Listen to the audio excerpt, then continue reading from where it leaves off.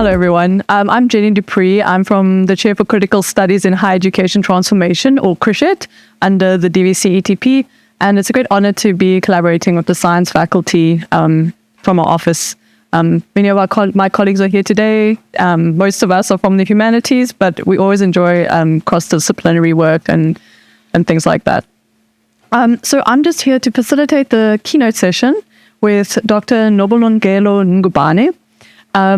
She is the director of the University of the Free State Academy for Multilingualism, and she has previous links with our university, being a senior lecturer and a module lead for academic literacy and digital literacy at the Nelson Mandela University Medical School. So yes, it's lovely to have her back with us at this session. I'm not going to read the full bio. It is in your booklet if you have one. So let me call you up and let's get started. I'm not sure whether there's anyone from the Free State, Dumelang. Oh, there is someone, and she's smiling. It went straight to her heart. It is a great pleasure and an honor for me to be invited to such a powerful engagement. I really appreciate that. Ndubabalo, I'll call you Babalo, Ndubabalo, if you allow me to call you that. Colleagues, like I've been introduced, my name is Nomalungelo. I'm from the University of the Free State, but I've been here before. It's like coming back home to be at Nelson Mandela University. At the University of the Free State, I've been trusted with leading the Academy for Multilingualism, which is not a very old project, if I may say that. The Academy for Multilingualism was established in 2022, and it is responsible for the implementation of the language policy at the University of the Free State and monitoring the implementation of the language policy across the faculties and revising the language policy as well so that it aligns very, very well with the vision and the mission of the university. I think it is proper to greet the Vice Chancellor, not the Vice Chancellor, the Deputy Vice Chancellors, okay. DVCs, thank you very much, Professor Kit. DVCs in our presence today, Dr. Mueng, Ngabuli Sosisi, Professor Kit, Acting Dean, Professor Chentu. I also noticed that there's Professor Jack from Science and Innovation, Ngabuli Saputi. And all our professors in our midst, our students, our lecturers, and everyone that is taking part in our discussions today, Molweni. Africanization of the curriculum. I think that our panelists, our esteemed panelists, just said everything that I wanted to say today. Thank you for starting the day with such powerful engagement and critical thinking around Africanization of the curriculum. Maybe for me, before I even start, it was very, very important for us to think that why are we Africanizing the curriculum at Nelson Mandela University? Why are we doing it? Who are we doing it for? That one is very, very important. And somebody said that what is the timeline and what are the indicators along the line that will tell us whether are we making any milestone or are we meeting challenges, and how are we going to overcome those challenges? I think those are very important questions to ask ourselves. What is our time frame? How are we going to see when we have arrived? What does an Africanized curriculum would look like at the end of the day at Nelson Mandela University? Definitely it will not look like other universities, but what will be our identity within the Africanized curriculum in our university? I think those are the questions that we need to ask ourselves along the journey. So the Africanization of the curriculum does not begin now and ends now. These are just the workshops that will kickstart the Africanization of the curriculum. It's not a one-off event. The big work will start when you go back to the faculty, when we go back to our departments, when you go back to our disciplines and our modules.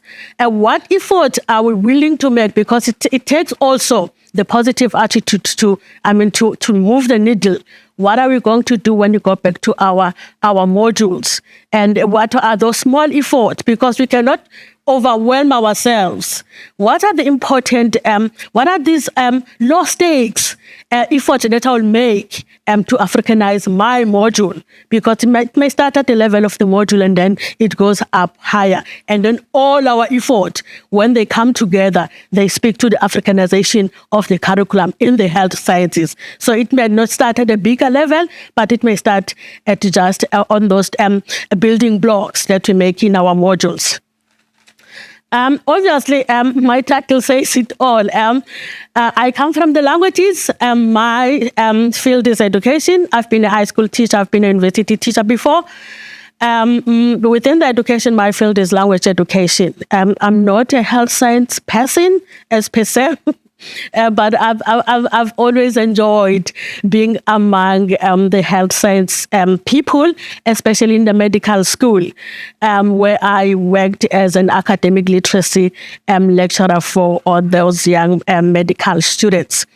So today we're looking at one of the approaches to Africanization of the curriculum. It's one of the approaches because there's so many that will come across as we read along the Africanization of the curriculum, because it's very, very important that we read up around Africanization of the curriculum so that we understand what does it mean. That is why I said it does not start today and end today. When we go back to our department, what does this mean for me now within my module, within my discipline? So reading is very, very important. So when you read across, you'll find that multilingualism is one of those approaches that we can use to Africanize our curriculum in the health sciences. But there are also so many others as well that big scholars around Africanization will mention. So I'm not a big scholar around Africanization as per se, but maybe when it comes to multilingual approach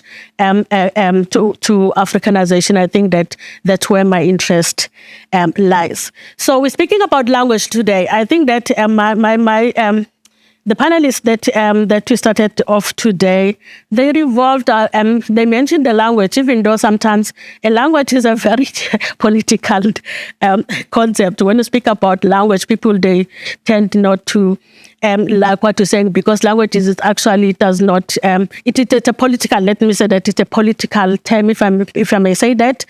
People tend to shy away from language. So those people that talk about language are very, very strong people. So today, I think that I'll start maybe to tackle the issues of the languages. Dr. Mugi, you talked a lot about the importance of the language. I say that the curriculum begins with a language and it ends with a language. That's my approach. So language is at the core, whether we're in the health sciences or in whatever field that we bring into the curriculum, but it begins with the language and it ends with the language. So therefore, we cannot shy away from the language aspect of the curriculum. I think that Professor Chentu talked about the origins of humankind, where we start. And I say that in the curriculum, where we start is with the language. Right? So we cannot do anything. When the language is packaged, the curriculum is packaged in a language. So maybe we need to ask ourselves, whose language is that? And why is packaged in that particular language?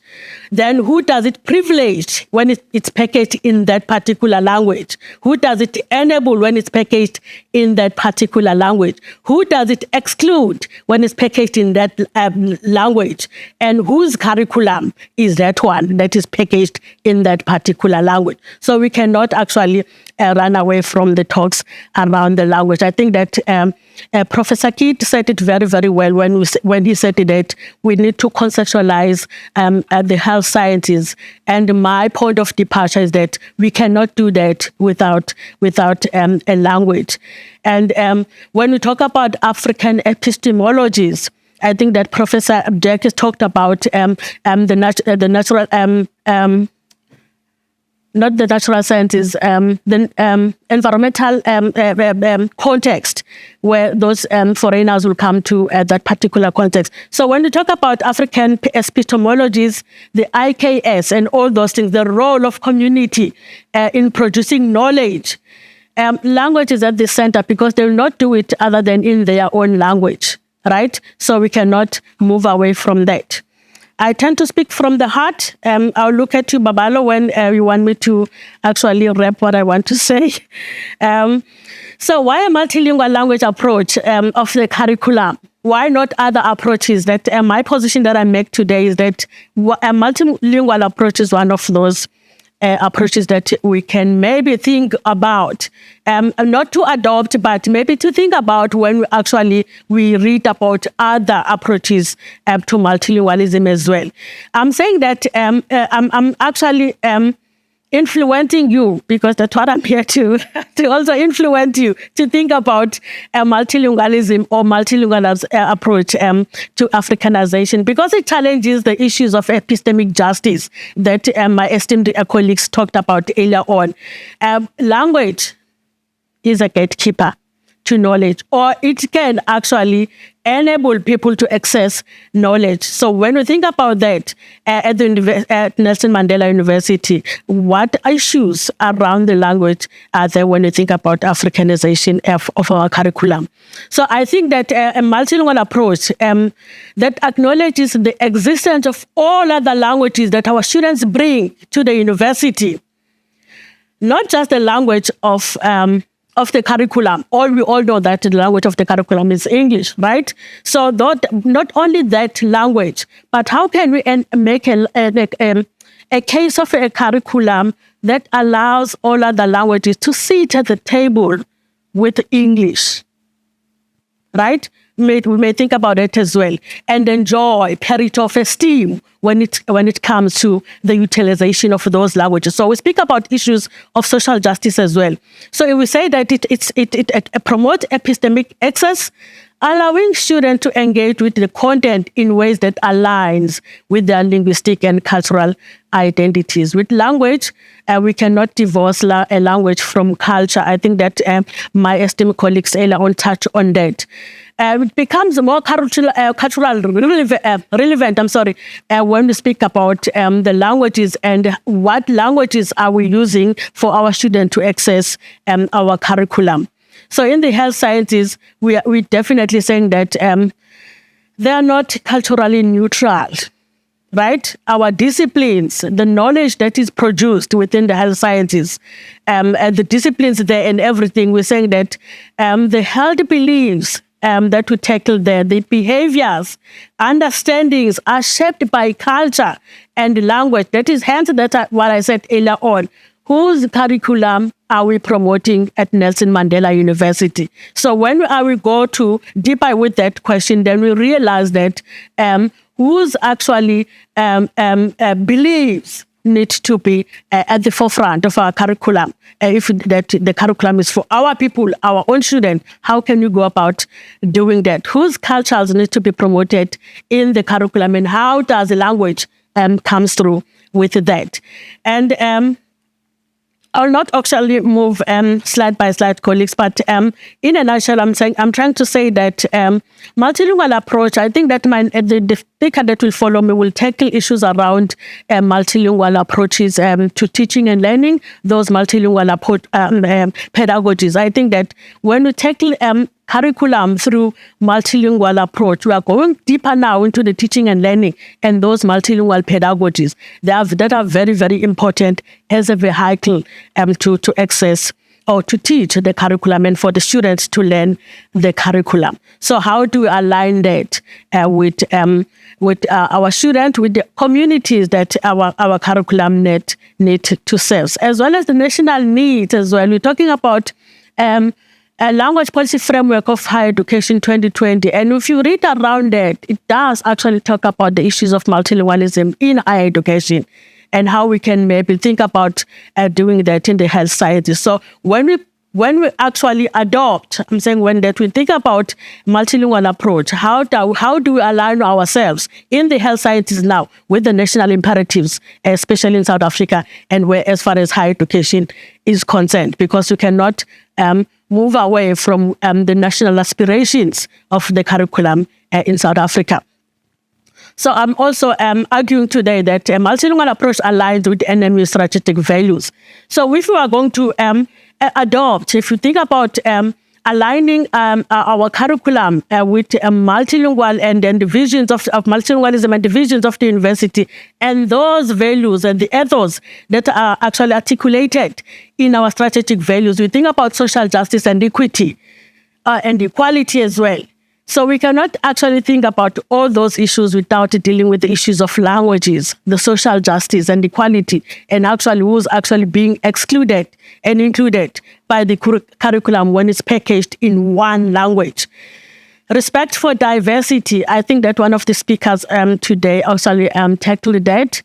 Definitely, we'll never go back in terms of diversity. Our institutions are growing multilingual as we move forward. We actually are accepting students that come from diverse linguistic background, diverse cultures, and all those things. So how do we reflect that in our curriculum so that it actually aligns very, very well with the strategic values of the university? Those are the key, very, very important aspect. How does then our Africanization of the curriculum promote academic excellence? When you think about our students failing our modules, when you think about academics complaining about supplementary exams that do not end, when you think about academics talking about they don't understand, but I've been teaching these concepts a couple of times, but still they don't get it, then the issue might not be you not being able to actually teach that particular concept the right way, but the issue could be the language that you use. To facilitate that teaching and learning. Prof. Moeng talked about the multilingual pedagogies. I call them the mini lessons within a big lesson. Yes, the language of teaching and learning, maybe in our policy, is English. But when you enable students to move into groups, those are mini lessons within the big lesson. So how do you enable them to tackle those issues in the languages that they feel most comfortable, in the language that they can be creative and innovative, and then after that they can summarize, come back to the big lessons. So those issues actually, they can promote academic excellence because there is teaching and then there is learning. So when we think about teaching and learning, we tend to marry these two. I always believe that when you go to the class, there's teaching which occurs in English, but learning does not occur in English, or at least theoretically. It does not happen in English. It happens in whatever language that the person brings to the environment of learning. So whether you teach in English, but allow the learning to occur in whatever way or language that those people in that environment feel that if you are going to teach a concept and introduce it in English, allow them to discuss that concept in these languages that they bring into the classroom, and then you'll see amazing results. Because even if they are going to respond in your assessment in English, but when the learning occurred, then the student, whatever they to articulate in another language, but if there is understanding, you'll definitely be able to tell what to learn in that particular classroom. So those are the issues, because we tend to think that because we're non-speakers of these African languages, I think that one of the speakers earlier on said that when you think about the teaching and the learning, because we are not speakers of these African languages, so therefore it becomes difficult to facilitate the learning in the multilingual context, because our classrooms are multilingual. Whether other languages are silenced, but they are multilingual. There are other languages that are present in the classroom. So, but if you silence them, you're silencing the thinking. If you're silencing them, you're silencing the innovative part of learning. You're silencing the creative part of learning. So how are we going to achieve academic excellence if you're not enabling that? So I'm saying that you don't have to learn their language, but allow them to use their language to learn. Then at the end of the day, you can ask them in English, what did you learn? They'll say it in English. So that then you gauge whatever, what is happening in the groups actually made sense to them. It also, multilingual approach, it aligns well with our NMU strategic values of transformative and humanism pedagogies. I think that it was said earlier on. When you think about translanguaging pedagogies, when you think about Ubuntu pedagogy, it enables all those pedagogies to come alive in our classroom when we think about a multilingual approach to Africanization. I hope that I'm still within my 1 hour. I'm joking. How does a multilingual approach support Africanization of the curriculum? I think that if our point of departure is multilingualism, I think that the framework that we will draw from is the use of our African languages to drive the Africanization of the curriculum. And if we use that, we definitely think about how are we going to develop our African languages as languages of scholarship, as languages of teaching and learning, as languages of research. Yes, it's a big task, but like I said, that we can start in small ways. So multilingualism as an approach to Africanization, it allows us not only to think about the curriculum itself, but to think about how do we enable other languages, like I said, to sit at the table of being languages of epistemology. But to do that, that framework of multilingualism allows us to go back to say, how do we now advance our languages, African languages, so that they become also languages of teaching and learning, they become languages of research, they become languages of doing all the things that we want to do in the curriculum. So that framework of multilingualism allows us to actually tackle those issues of how do we develop them and how do we promote them as academic languages in our curriculum spaces.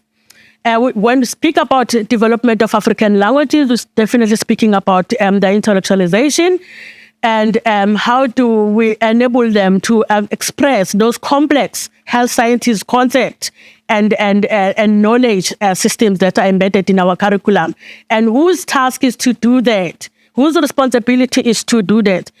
Are we as academics and are responsible for the development of our African languages if we can speak those languages? Yes or no? If it's a yes, what does it enable us? And the creation of new knowledge as we do that is very, very important, because if we trust other people to come and do that, at the end of the day, we'll definitely be complaining that they did not do that well. That concept does not mean that in Isikosa or Isikosa it cannot be mean that, because we allowed external people to do that. So how do we allow our students, as they bring knowledge, wealth of knowledge from the cultures, from the environment, to participate in the development of their disciplinary terminology? How do we bring in community experts, indigenous knowledge, and people in our community to come and also tackle this issue of the development of our African languages so that they express this disciplinary knowledge? I will definitely be going through this quickly, because what I'm trying to say that what would be the principle now that guided the implementation of multilingual and Africanized curriculum? What principles can we derive from the multilingualism approach to Africanization? We're talking about the issues of epistemic justice. Those are the principles that will guide our Africanization of the curriculum from the perspectives of a multilingualism approach. And the value African languages as carriers of local and indigenous knowledges, and inclusivity and access are those principles that are very, very important when we think about the approach, this approach to multilingualism. Collaboration and co-construction. When I share some of our projects that we have at UFS, you will see that Africanization of the curriculum is a collaborative project. We cannot transform the curriculum and Africanize the curriculum for our students without them being part of that. So they need to be part and parcel of everything that we need and that we do around the transformation of our curriculum. So this approach, it allows them to be involved, because like I said, that if you ask them to say a term in isiXhosa, they'll definitely, you will see that they're very, very smart. They're intelligent in other ways. Actually, when you ask them, what does this term in Xhosa mean? Then they will tell you. How do we say this in isiXhosa? Then they will tell you. It means that they are very, very smart, but that they're not smart when you want them to say that in a language that they're not competent in. That's where the barrier begins. So if you walk into the class and ask them, how do we define a concept in health sciences, but asking them to say it in English, they'll just fold their arms and look at you. But if you say that, what is your mother tongue over there, right? And then they say it's isiXhosa. How do we say this is isiXhosa? Please explain. And then we'll see that they brighten up, actually. They brighten up. They even smile to say that finally, now I can express my innovation. I can express what I know.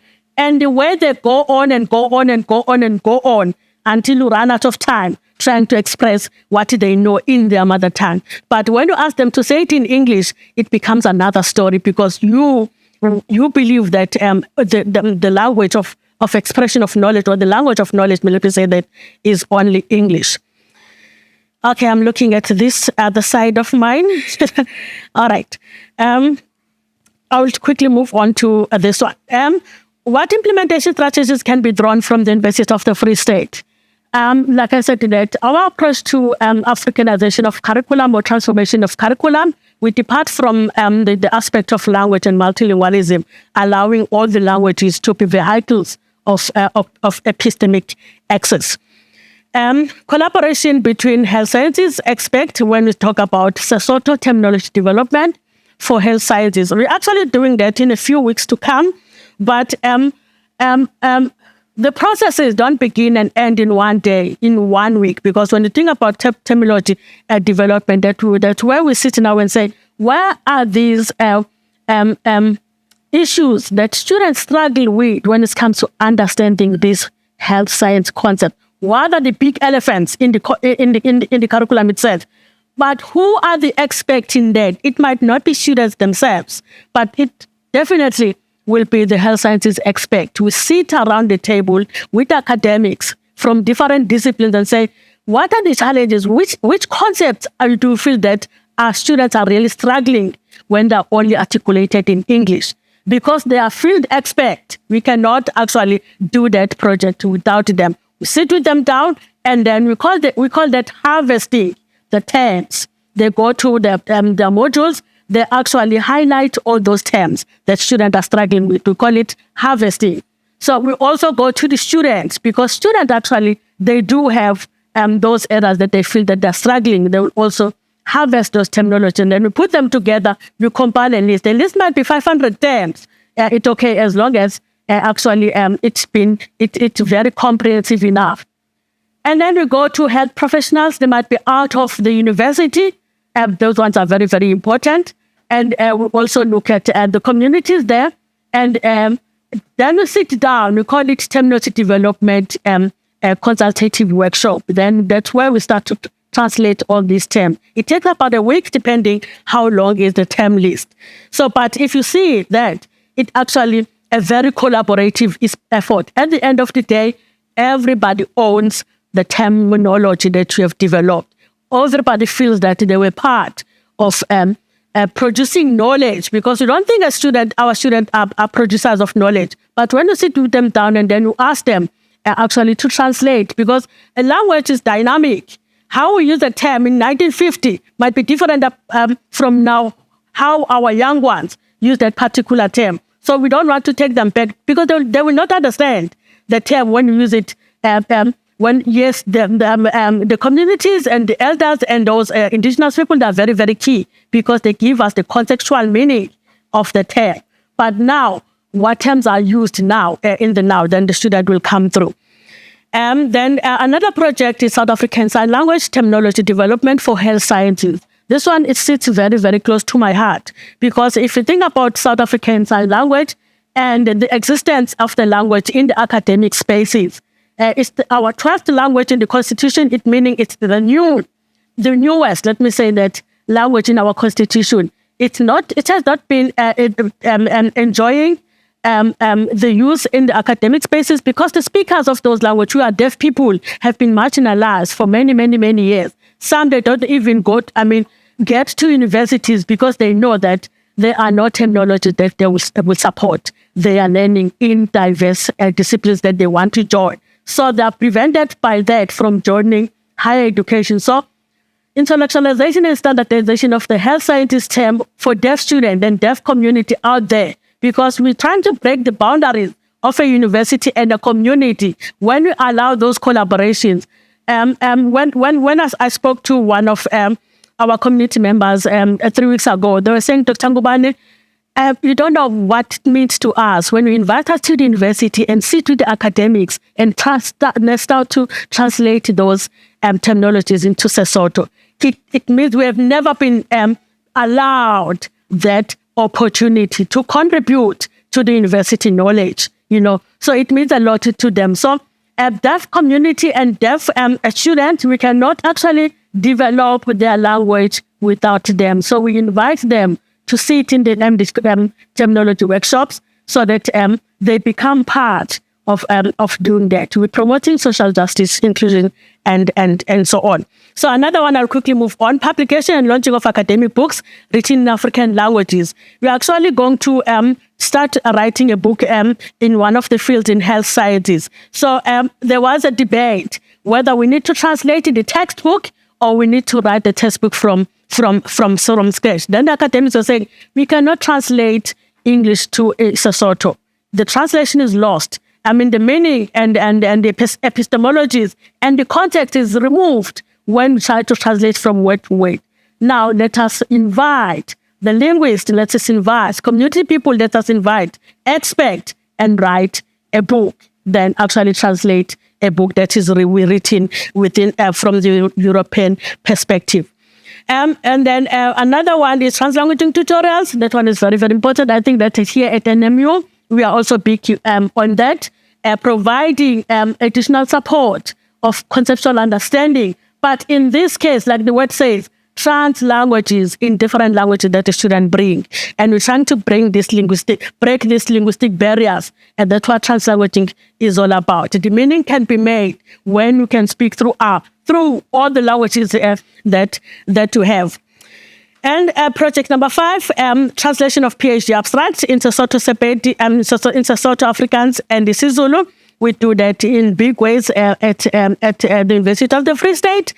This one is very, very important because then when we think about who are the readers of these PhD theses that we produce every year? Is it European people abroad? Or do we want the knowledge to actually support or to actually inform, actually to also educate our people? Are these theses for our people? Or is this thesis for the people that we have never met before, right? So writing those abstracts, it's an abstract, not the entire thesis. But if you read an abstract in Xhosa, you might actually feel inspired to read the entire thesis because actually it makes a lot of sense than in English. So you must say, oh, this one is very, very good. Let me sit down and read it. So those are the very important issues. Project 6, training of academic staff on multilingual pedagogies and translanguaging. I think that the next speaker will actually take this one forward and talk very deep about that. Scholarship of community engagement, like I said earlier on. Encourage health scientist scholars to engage in research that centers African knowledge system. And we facilitate participatory community-based projects that reflect local realities and that brings solutions to our local problems than the one that we imagine exist. I'm going to talk about this when you ask me questions there. I'm going to talk about this when you ask me questions again. What is the way forward? Positive attitude, colleagues. It starts with that. Positive attitude. If you feel that it can be done, it will definitely be done. It might not be tomorrow, it might not be next day, but it can definitely be done. Like I said, we start with low risk. We don't go big. We start with low risk, like technology development. Then we start with it and go beyond that. Institutional collaborations, interdisciplinary collaborations, and all those. And then we even go to inter-institutional collaborations is very, very important. I'll talk about this as well when you ask me questions. And thank you. And yeah.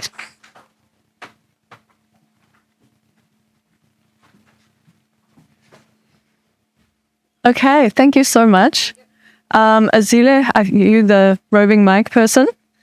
So I think just because of time, I'll just take 2 questions. But before that, I just want to read, while you think about your questions, I would just like to share some of the comments that were shared in the chat on the online platform. So Bothwell Manyonga says, one key tension lies in dismantling colonial knowledge hierarchies without inadvertently creating new forms of epistemic exclusion. The integration of indigenous knowledge systems, while essential, raises practical questions about implementation, particularly regarding educator preparedness, resource distribution, and assessment methods. And then Pumelele Gama says, an idea was floated in our faculty that translators should be introduced in classrooms. We're told there were insufficient resources. These are the practical matters that require interrogation. Unfortunately, our DVCs were not forthcoming on the matter of genuine funding. Already just said developing a science student is resource intensive, but that is what is needed to apply some of these interventions. So Doc, I think those are some of the challenges that are being raised. And then let's see, 2 hands from the floor. Okay, please go ahead.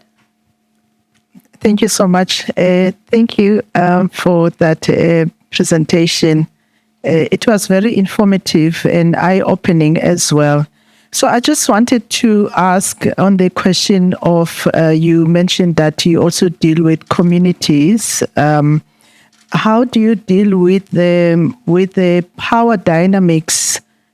Because we do want a true sense of partnership with our, especially indigenous knowledge holders when we deal with multilingualism and translations, etc.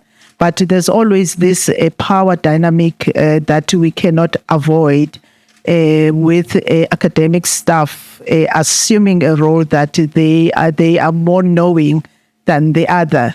So I just want to learn from the University of Free State, and when you deal in these workshops, how do you manage that? Thanks. Thank you. Is there another hand, or should we give Dr. Ngubane a chance to answer and then we can continue the discussion over tea? Okay, I'm taking that as further discussion over tea, so go ahead, please.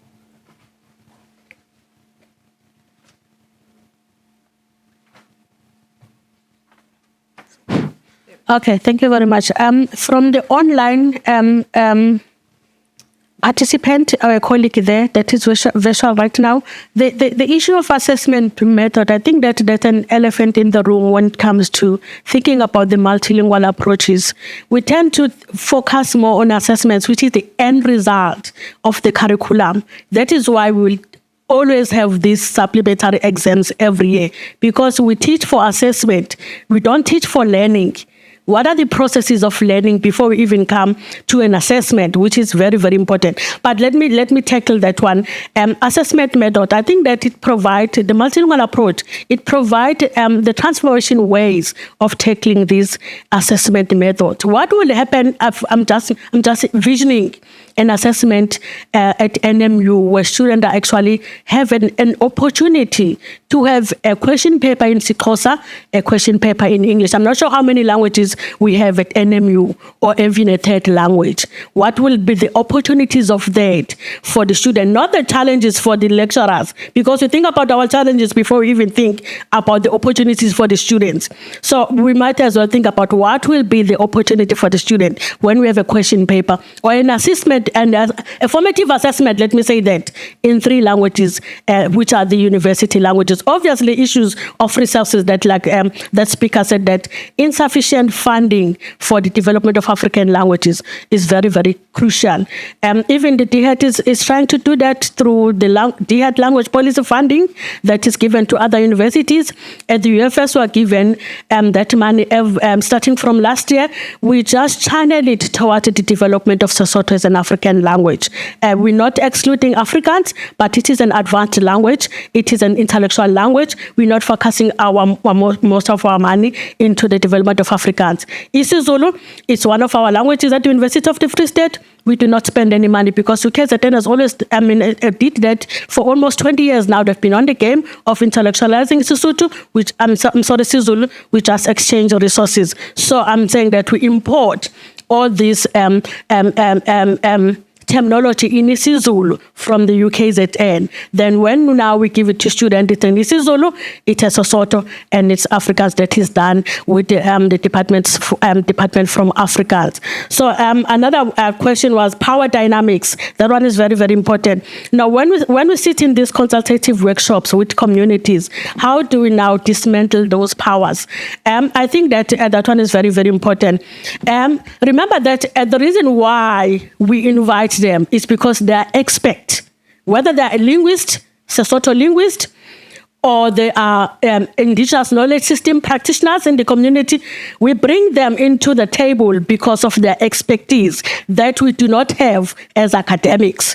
I think that one, they feel so empowered. By the time they walk into the university, their shoulders are high because what they can do, we cannot do as academics. And indeed, we cannot do that. That is why we invite them. So therefore, I think that in terms of power dynamics, we have a term in English that the specialist or the discipline expert will explain, but in English. Then the Sesotho linguist will then listen and contextualize that within the language, that's where they come in. And at that point, then we can have a term in English, the definition in English, a term in Sesotho, and its contextualization in Sesotho. And then that material actually is a very powerful material for teaching in the classroom. And those power dynamics, I think that we're trying to tackle them because you don't invite them just for the sake of being there and listening to our academics. They listen to them and then they take whatever knowledge back into how the term is utilized within the context and the culture of Basotho people, so that the students in the classroom will definitely understand the context of how the term is used within Sesotho language. I'm not sure what I'm actually responding to your question. So I believe there's one more question. Please go ahead, Prof. Shintu. Thank you for that, Jenny, and thank you, Dr. Ngwane, for interacting with us today. I just want to check on the question of writing new textbooks, right? And opting not to translate, but to write new texts. What are the ideas there and objectives that you can share with us? I mean, are we expecting sort of new epistemic dimensions and questions of methodologies and introducing new things rather than just retaining the same academic structure through a translation process? I just want to see what are the deeper objectives that I envisioned. Thank you. Okay, thank you. This idea of actually writing and not translating a textbook, it came from the when we engaged with faculty of mathematics. Those are the one that they said, no, you cannot translate, and the faculty of natural sciences as well. They said that you cannot actually translate the textbook that exists now because they were written from the perspective, European perspectives. Even the examples that are used in the text, they draw from these European epistemologies. So we do not want to translate that because it will not apply. Some of the examples, some of the methodologies, like you say, they will not be relevant to our African context. So we need actually to depart from Africa, and then we can borrow these canons from Europe, because we cannot actually change everything. Maybe what to talk about, Prof, it takes us to say that Africanization does not mean that we throw away everything, but it means that we make it local, we make it relevant, we make it speak to our students in Africa before we go out. So we will definitely be borrowing those knowledge systems that come from Europe, because they are there in the curriculum, but we depart from what we have in Africa moving forward. So I think that those academics, they wanted to see that instead of translating these European perspectives, the knowledge system from word to word. Then it will mean that we're translating a knowledge system from Europe into Africa. It should not be like that when we think about the core aspect of the Africanization of the curriculum. Thank you so much. Okay. Then it just falls to me to just say thank you so much, Dr. Ngubane, for coming down from UFS. It's nice to have you back. I just have a small token of appreciation from, I think it's the faculty. Oh, get my bell up.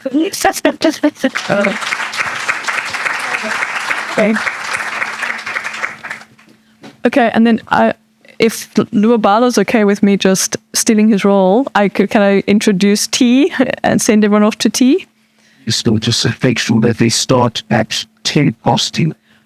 No, well, I think we could just ask everyone to come back at 11, so we don't have any. Yeah. I think, so we're just missing about 6 minutes of tea. So if we could all try and be back here by 11, just so we make up the time and we have a bit more space, we can breathe. That's fine. Okay, I have approval from everyone. Great. There we go. Thank you, Luvabalo. And then also just a note for those speakers who are on the next panel for session 3 or on session 4, if you have presentations you haven't yet sent through, please grab us during tea and we can make sure it's loaded ahead of time. Thank you so much.